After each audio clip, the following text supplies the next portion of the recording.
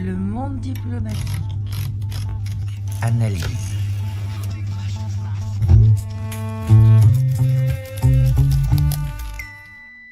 Au cinéma, le spectateur contemporain est un homme ou une femme pressé. Il faut que l'action s'engage dès la première image du film, que les séquences s'enchaînent à la vitesse d'une mitrailleuse lourde, que les plans se succèdent au rythme du battement d'ailes d'un colibri. Le spectateur contemporain est un enfant gâté qui pleure et trépigne si son moindre désir d'image et de son n'est pas immédiatement exaucé et qu'il faut d'urgence faire taire en lui plantant une tétine dans la bouche ou en le distrayant avec un hochet, voire les deux.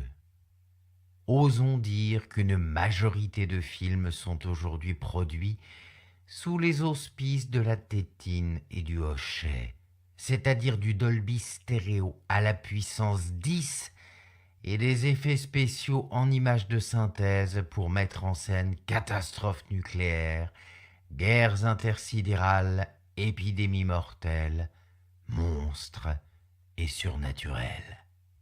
Le cinéma s'est transformé en une lampe qui s'allume et s'éteint, un miroir tournant semblable à celui que Franz Mesmer utilisait pour hypnotiser ses patients.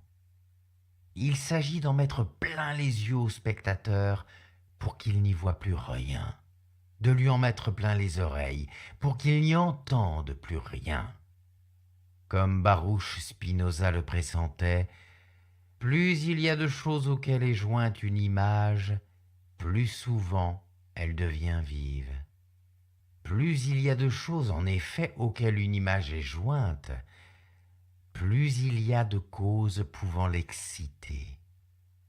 Au nom de l'impatience, la sensation règne, et l'intelligence, comme l'émotion, disparaissent.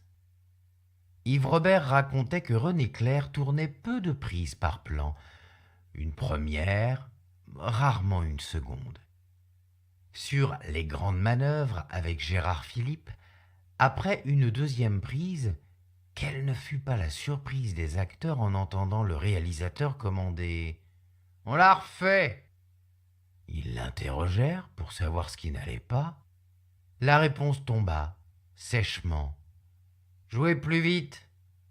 Le film, en anglais « movie » de « moving », en mouvement, repose sur un art du rythme comparable à la composition musicale.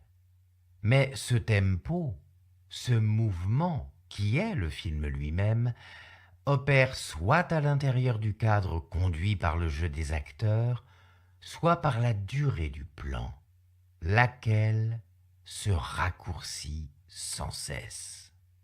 12 secondes en moyenne en 1930, 2 secondes et demie, voire moins aujourd'hui.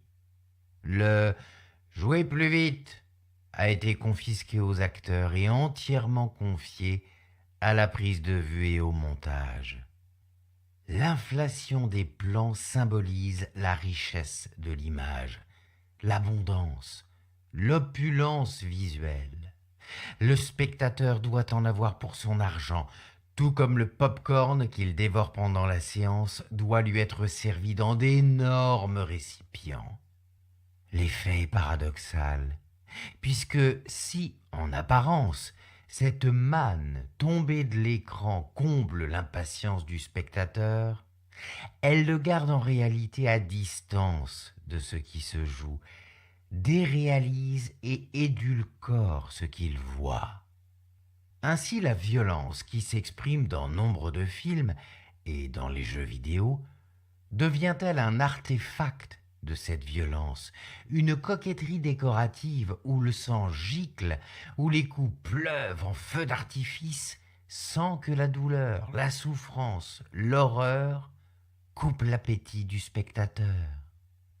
Les évolutions techniques, notamment l'usage intensif au cinéma comme à la télévision, du Steadicam, placent le spectateur au cœur de l'action. Le Steadicam est un système stabilisateur qui permet de faire des travelling fluides, sans à-coups, caméra à la main dans n'importe quel décor. Mais dès lors, ce dernier ne voit plus l'action dans laquelle il se trouve immergé. Il perd tout recul, dominé par la sensation que l'image lui procure. Transposée sur le plan politique, cette domination fait du spectateur impatient un citoyen prisonnier de l'image et un consommateur gavé au sucre de la nouveauté. Un citoyen qui ne réclame plus de voir ni de comprendre l'idéologie, les programmes, mais d'être ébloui par l'image projetée par le politique. Chaque semaine, le critique vante un nouveau film éblouissant. Cinématographiquement et politiquement, cela peut s'assimiler à un tour de bonneteau, puisqu'il s'agit de distraire le gogo, le spectateur, les lecteurs, tandis que les cartes voltigent sur la table comme les plans sur l'écran. À tous les coups, on perd. Et le cinéma se perd lorsqu'il se transforme en grand 8 ou en train fantôme. Et ne parlons pas de la politique. Quant au dialogue ou au discours, les plus courts sont les meilleurs, et la petite phrase, le tweet, le slogan prospèrent. Lors du tournage de son dernier James Bond, Roger Moore répondit avec malice à un journaliste l'interrogeant sur l'événement le plus extraordinaire du film. « J'aurais une réplique de 2 lignes. » Le cinéma, dans son expression la plus authentique, la plus profonde, est un art contemplatif. Mais quel studio risquerait aujourd'hui 1 € ou 1 $ sur Playtime de Jacques Tati, 2001 l'Odyssée de l'espace de Stanley Kubrick, The Party de Black Edwards, Winter Sleep de Nouri Bilge Ceylan, les films d'Andrei Tarkovsky, voire Les Communions d'Ingmar Bergman, qui commencent par une messe protestante d'au moins 5 minutes. Ces films-là qui nous apprennent à voir, à entendre, qui suscitent notre regard, travaillent le temps et l'espace sans jamais chercher à nous vendre des savonnettes, disparaissent des écrans. On nous explique que ce cinéma qui se mérite, qui réclame une attention soutenue, qui allume le corps et l'esprit, repousserait le spectateur. Quand le tempo ne bat pas assez vite, les commentateurs et les studios font chorus. Il y a des longueurs. Et la longueur, la digression, le sens de l'espace et du temps est le grand Satan du spectateur contemporain. Un diable qui le fait fuir des salles avant de l'éloigner des écrans de télévision. Il existe néanmoins 2 domaines télévisuels et cinématographiques où le temps n'est pas compté. La retransmission intégrale des étapes du Tour de France, comme le notait Jean-Luc Godard, le seul moment où l'on voit des hommes travailler, et les films pornographiques, où les accouplements doivent suffisamment durer pour que, à l'instar des cours de gym matinaux, le téléspectateur ait l'idée et le temps de les imiter. Ce spectateur impatient est une création des publicitaires, du désir mortifère de vendre. Et pour vendre, il faut faire saliver et distraire. La méthode est aussi simple que le dressage du chien d'Ivan Pavlov.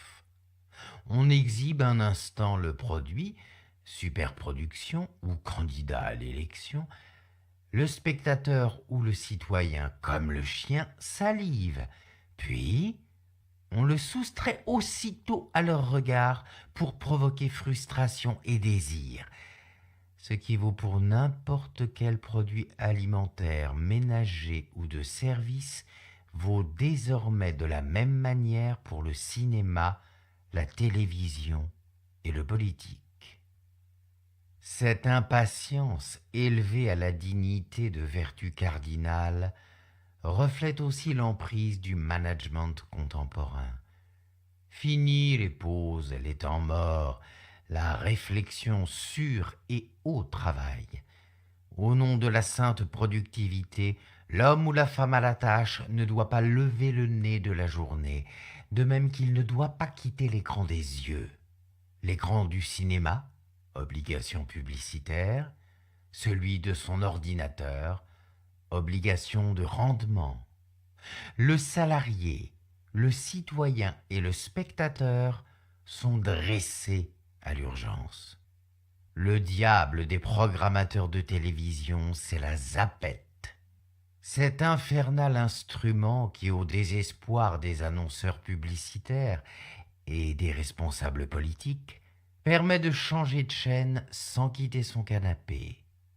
Mais, quoi qu'il fasse, le téléspectateur contemporain, cet impatient chronique, change de chaîne sans arrêt, comme s'il lui était insupportable de rester devant la même image, de la voir, de l'analyser, d'en jouir. Il ne veut surtout rien rater de ce qui se passe sur les autres chaînes, ne serait-ce que pour amortir l'abonnement aux 325 canaux des programmes. Il lui faut tout voir, et en voyant tout, ne plus rien voir, ne plus rien entendre, ne plus rien comprendre, sinon la pub, images et messages, axe central et colonne vertébrale de toutes les politiques éditoriales des chaînes privées et publiques. Monsieur Patrick Lelay, patron de TF1, avait fait scandale en affirmant que sa tâche de diffuseur était de rendre disponible le cerveau du téléspectateur, c'est-à-dire de le divertir, de le détendre, pour le préparer entre deux messages. Pour une fois qu'un responsable de chaîne parlait sans détour, on aurait dû l'applaudir, au moins pour sa franchise. Cette impatience qui semble habiter le spectateur contemporain est le signe de son angoisse devant la montée des guerres sur tous les continents, devant le péril climatique, devant la pauvreté endémique, devant la mort. Il faut que tout aille vite, qu'il s'en mette le plus possible dans les yeux, plein la lampe, qu'il avale le plus d'images, le plus d'histoires possible, avant les derniers jours de l'humanité, pour paraphraser Karl Kraus. Il est d'ailleurs symptomatique que tant de films racontent la fin du monde. À l'époque de l'apôtre Paul, les Thessaloniciens, convaincus de connaître la fin des temps de leur vivant, étaient dans le même état d'esprit. Redoutant que tout s'achève demain, au grand regret de Paul, ils se livraient à une débauche éperdus, buvaient jusqu'à plus soif, ne travaillaient plus, riaient et dansaient, attendant le dernier instant. Pour le spectateur contemporain, comme pour le Thessalonicien des années 50 de notre ère, il faut tuer le temps.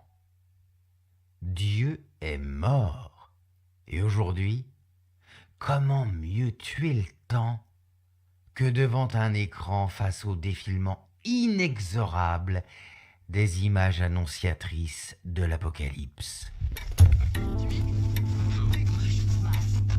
Le monde diplomatique.